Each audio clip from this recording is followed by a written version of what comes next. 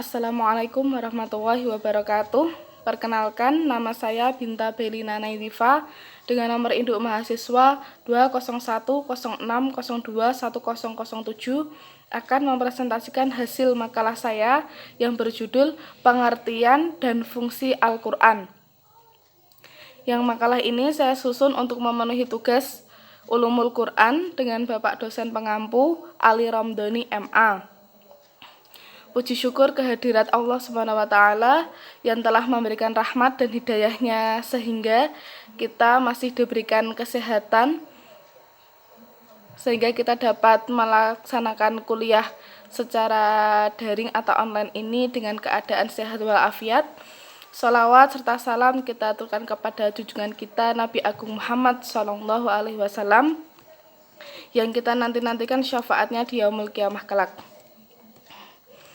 Di sini saya akan menyampaikan pengertian Al-Quran. Al-Quran adalah kitab suci yang diturunkan Allah Subhanahu wa Ta'ala kepada Nabi Muhammad SAW sebagai rahmat yang tak ada taranya bagi alam semesta. Di dalamnya terkumpul wahyu ilahi yang menjadi petunjuk, pedoman, dan pelajaran bagi siapapun yang membacanya, mempelajarinya, dan mengamalkannya. Bukan itu saja, tetapi juga Al-Quran adalah sebagai kitab suci terakhir yang diturunkan Allah Subhanahu wa Ta'ala yang isinya mencakup segala pokok-pokok syariat yang terdapat dalam kitab-kitab sebelumnya. Karena itu, orang yang mempercayai Al-Quran akan bertambah cinta kepadanya, cinta untuk membacanya, untuk mempelajarinya dan memahaminya, serta untuk mengamalkannya dan mengajarkannya sampai merata rahmatnya dirasakan oleh penghuni alam semesta.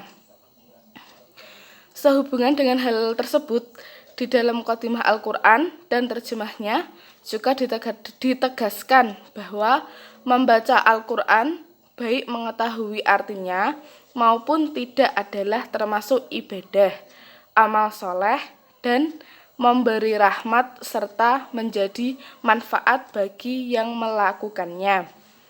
Memberi cahaya ke dalam hati yang membacanya sehingga terang benderang.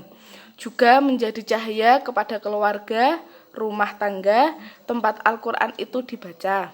Jadi, setiap mukmin harus yakin bahwa membaca Al-Quran saja sudah termasuk amal yang mulia dan akan mendapatkan pahala yang berlipat ganda. Tujuan saya menulis makalah ini adalah untuk mengetahui pengertian dan fungsinya Al-Quran. Kemudian, saya sampaikan untuk fungsi Al-Quran, karena untuk pengertian Al-Qur'annya sudah saya sampaikan di awal tadi ya teman-teman. Fungsi Al-Qur'an yang pertama adalah fungsi Al-Qur'an 1. Petunjuk bagi manusia. Segala sesuatu yang diciptakan oleh Allah Subhanahu wa Ta'ala itu pasti ada manfaatnya. Al-Quran mengandung banyak pokok ajaran sehingga seluruh hidup dan kehidupan ini menjadi teratur. 1. Tadi petunjuk bagi manusia. Dalam hal ini sesuai firman Allah dalam surat Al-A'raf ayat 52 yang artinya, sungguh kami telah mendatangkan kitab Al-Quran kepada mereka yang kami jelaskan atas dasar pengetahuan sebagai petunjuk dan rahmat bagi orang-orang yang beriman. Kemudian fungsi Al-Quran yang kedua, sumber pokok ajaran Islam. Hal ini sesuai dengan firman Allah surat An-Nisa ayat 105 yang artinya, sungguh kami telah menurunkan kitab Al-Quran kepadamu Muhammad, membawa kebenaran agar engkau mengadili antara manusia dengan apa yang telah diajarkan Allah kepadamu, dan janganlah engkau menjadi penentang orang yang tidak bersalah karena membela orang yang berkhianat. Kemudian untuk fungsi Al-Quran yang ketiga adalah pengajaran bagi manusia. Al-Quran adalah pengajaran bagi manusia karena itu manusia mengetahui jalan hak dan batil, antara yang benar dan yang sesat dan lainnya. Hal ini tercantum dalam surat Yunus ayat 57 yang artinya, "Wahai manusia, sungguh telah datang kepadamu pelajaran Al-Quran dari Tuhanmu, penyembuh bagi penyakit yang ada dalam dada dan petunjuk serta rahmat bagi orang yang beriman." Dengan fungsi Al-Quran itulah, Al-Quran memiliki peran yang sangat penting dalam menjalani hidup. Tujuannya agar hidup berjalan kebenaran dan keselamatan di dunia dan di akhirat. Kesimpulan ini, ini ada perbedaan.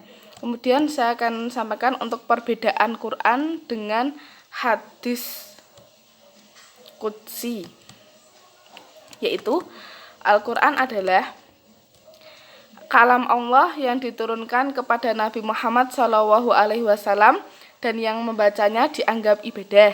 Hadis nabawi ialah apa saja yang disandarkan oleh Nabi Muhammad SAW, baik berupa perkataan, perbuatan, persetujuan maupun sifat.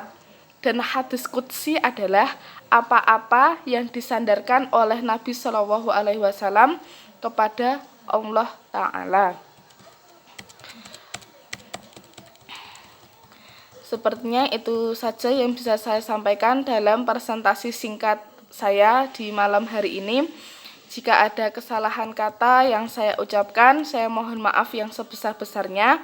Dan untuk teman-teman semua, bisa untuk menyimak makalah yang saya tadi sampaikan, dan jika ada yang kurang paham bisa langsung ditanyakan. Akhir kata, wassalamualaikum warahmatullahi wabarakatuh.